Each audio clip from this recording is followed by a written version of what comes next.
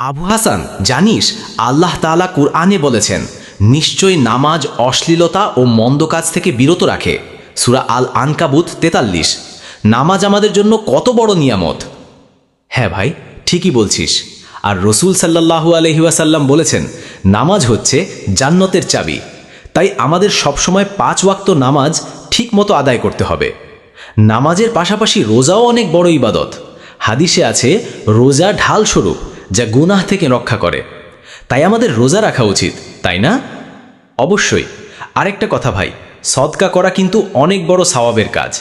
রসুল সাল্লাল্লাহু আলাইহি ওয়াসাল্লাম বলেছেন, সদকা গুনাহ মুছে ফেলে, যেমন পানি আগুন নিভিয়ে ফেলে। তাই আমাদের সামর্থ্য অনুযায়ী সদকা করা উচিত।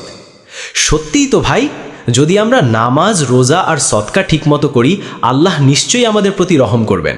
হ্যাঁ ভাই, আল্লাহ আমাদের সবাইকে হিদায়েত দান করুন। আমিন।